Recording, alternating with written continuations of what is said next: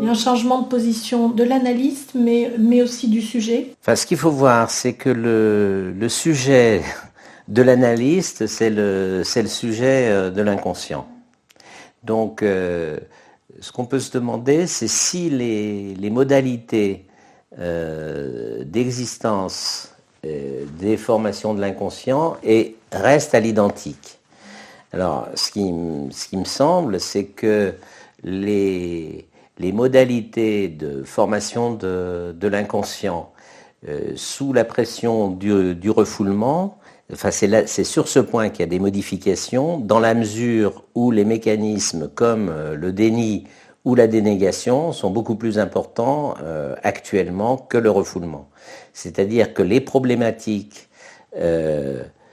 pour parler un peu psychopathologie, les problématiques perverses sont beaucoup plus courantes que les problématiques névrotiques sur lesquelles problématique névrotique s'est fondée la psychanalyse et la découverte de la psychanalyse par la technique de levée du refoulement.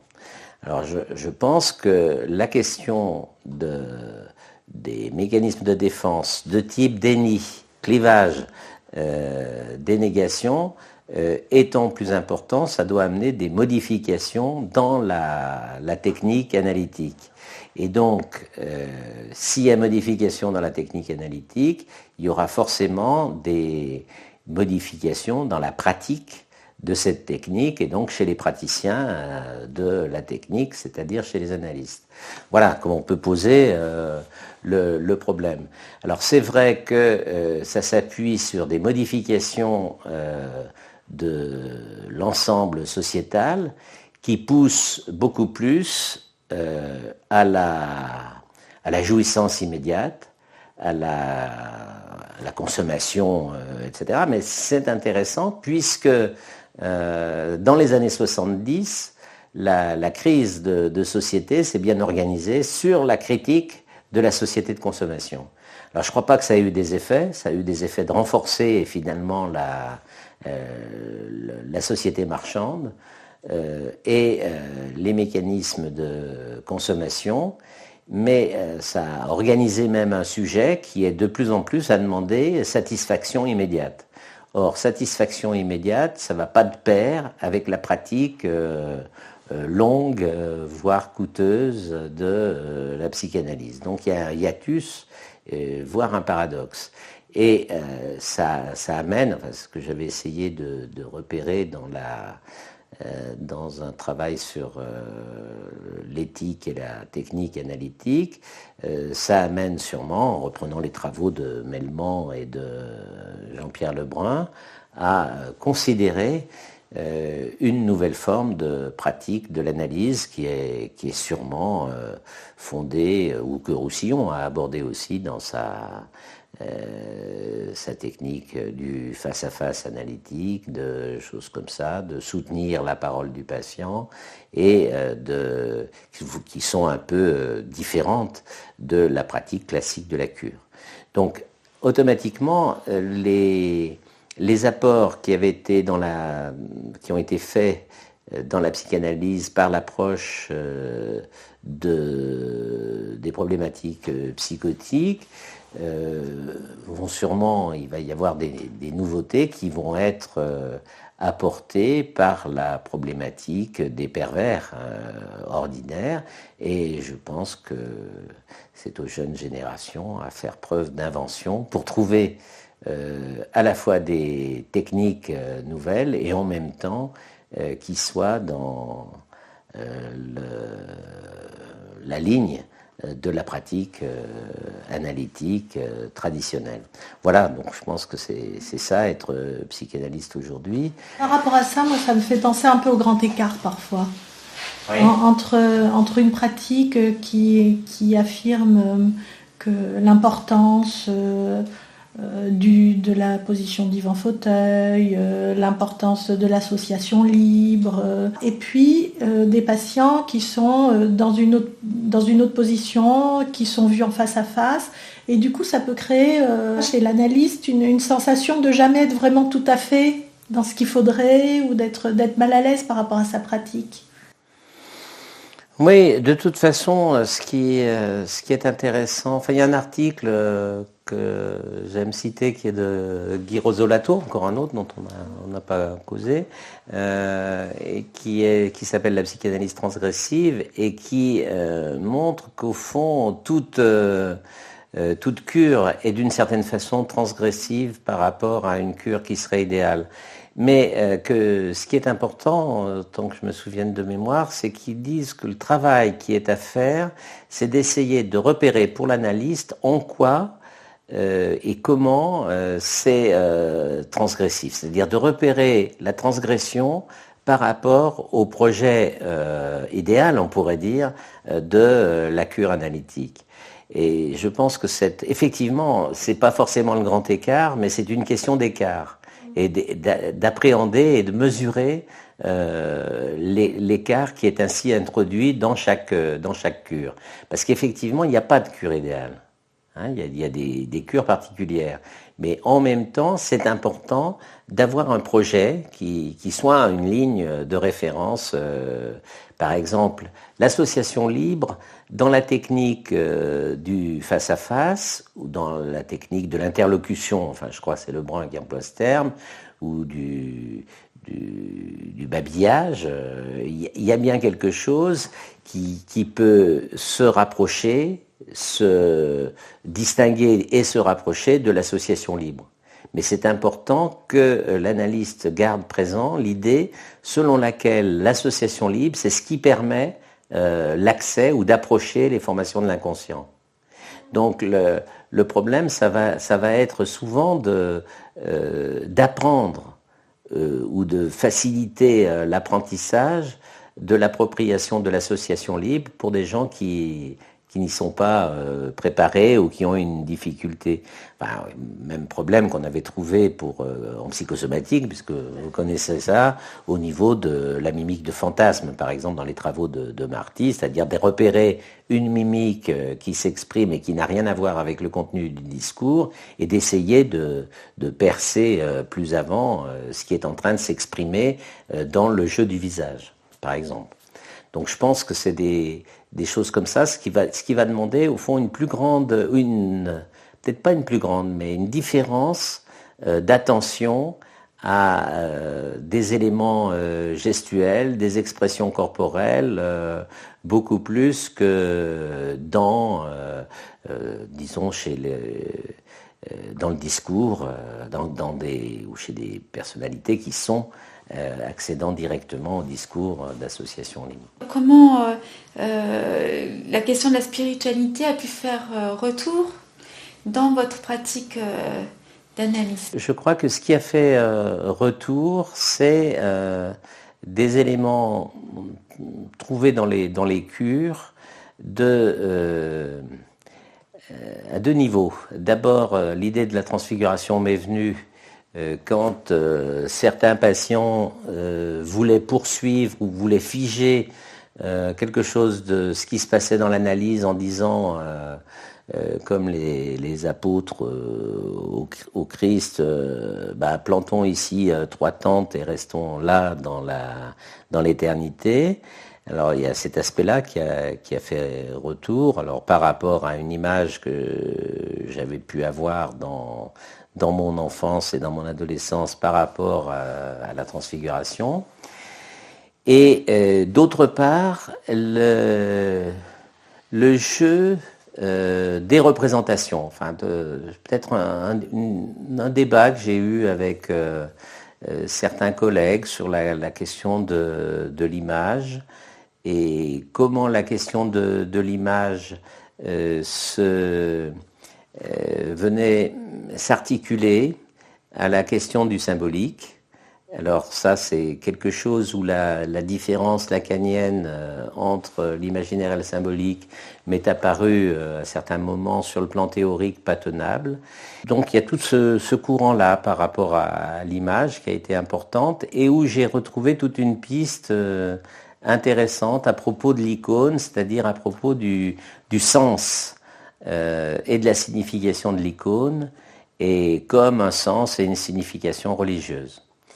Et puis, dans l'expérience de la cure, c'est au fond tout ce qui pouvait intervenir au niveau de la transcendance, c'est-à-dire quelque chose qui n'était pas présent dans la réalité et qui se manifestait comme une présence tierce, comme quelque chose de bien compliqué à définir plus précisément, mais qui prenait corps, si je puis dire, et qui prenait existence dans l'entre-deux de la dualité entre l'analysant et moi-même. Et alors, je crois que ça se traduisait par des interruptions, par des moments de silence, par quelque chose qui est bien difficile à rationaliser, parce que c'est pas de l'ordre du rationnel, et c'est justement ce qui m'est apparu de l'ordre du spirituel. Et c'est cette dimension-là que j'ai voulu essayer de mettre au travail avec d'autres, dont des collègues lyonnais sur le thème psychanalyse et spiritualité. Quand vous parlez de la transfiguration, on entend bien la voix du Père qui dit « Celui-ci est mon fils bien-aimé ». Ouais. Et dans les problématiques psychiques qu'on peut retrouver aujourd'hui, en tout cas quand par exemple Charles Mellman et Jean-Pierre Lebrun parlent de néo-sujet, il y a bien une problématique autour du Père, en fait, autour de la fonction paternelle. Et je me demande si on ne retourne pas quelque part aussi à la question de la filiation au travers de tout ça et et au rôle tiers du Père. Ce que je suis en train de travailler actuellement, c'est l'effondrement de la fonction, alors peut-être pas de la fonction paternelle, mais de la fonction patriarcale. C'est-à-dire que je crois que ce qui fait plus référence, bon, je ne suis pas le seul à le dire, mais c'est l'élément tiers que pouvait représenter la fonction paternelle.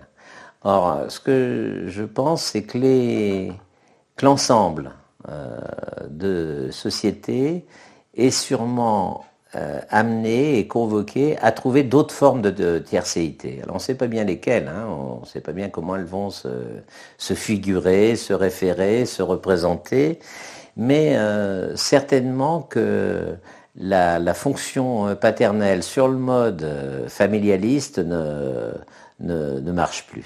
Donc elle est toujours à réinventer finalement. Alors sûrement qu'elle est à réinventer, mais est-ce que ça sera à l'identique? C'est pas évident.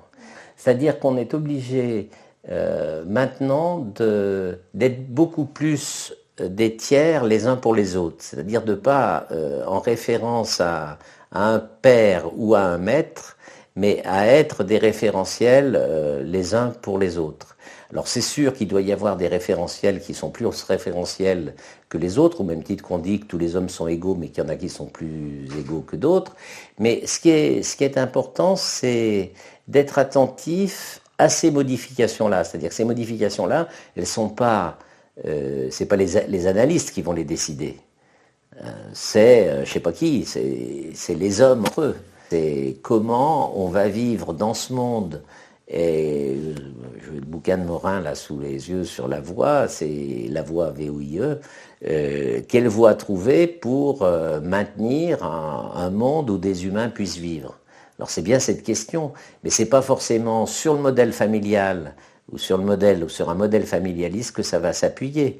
Donc on a des modèles à réinventer et les psychanalystes n'ont pas à être ni trop conservateurs ni trop progressistes, mais à tenir compte de ces évolutions.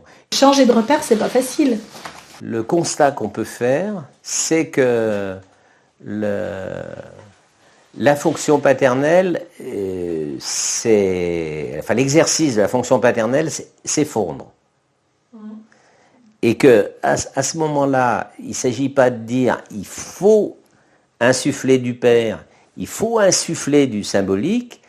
Il faut essayer de repérer comment un sujet se constitue pour se différencier de l'autre qui s'est occupé de lui et qui est, dans notre culture, appelé la mère, qui va intervenir pour les séparer. Et il n'est pas évident que ça soit l'exercice de la fonction paternelle. C'est-à-dire qu'il va falloir retrouver des éléments tiers, et on voit bien que la complétude narcissique est un enjeu, y compris chez les psychanalystes, très important. C'est-à-dire qu'on cherche sans arrêt à se rassurer à deux. Hein, et que ce qui est nié, c'est les fonctions tierces. Or, ce qu'on peut se demander, c'est comment on va repérer de nouvelles fonctions tierces, comment le sujet va se constituer avec de nouveaux éléments de tiercéité qui ne passeront pas forcément par la fonction paternelle. La place que la lecture et l'écriture avaient pu occuper pour vous dans votre quotidien d'analyste, et maintenant ? Maintenant, je crois que ce que je sens, c'est peut-être une urgence d'écrire, enfin certaines choses, c'est-à-dire de faire le point sur ce qu'on vient de dire là, sur la subjectivation, sur les nouveaux processus de subjectivation, c'est quelque chose qui me paraît intéressant parce que c'est là-dessus que peut-être c'est sur ces questions-là que s'est arrêtée ma pratique. Alors la place de l'écriture, c'est toujours important. Je ne crois pas que j'écrirai longtemps sur peut-être de la psychanalyse, parce que j'en aurai plus la pratique, mais que j'ai pas envie de reprendre des articles pour en faire un livre, et j'ai pas trop envie de ça. Alors peut-être que je reprendrai les éléments du séminaire, ça c'est possible que ça me prenne. Voilà, alors le problème de la lecture, ça reste un champ très, très actif, bien qu'on ait moins de temps maintenant depuis qu'on a des outils informatiques pour lire des livres. Enfin, c'est pas pareil, on est peut-être aussi dans un tournant de lecture. Mais tout au long de ma vie, j'ai noté des bouquins qu'il faudrait que je lise avant de mourir, donc j'en ai encore pas mal à lire. Et je terminerai quand même par le mot d'un enfant que j'ai eu comment on disait, thérapie, je crois que je disais à l'époque, thérapie analytique, maintenant on dirait peut-être analyse. Et et à ce moment-là, j'avais un bureau beaucoup plus grand que celui-là, couvert de livres, etc.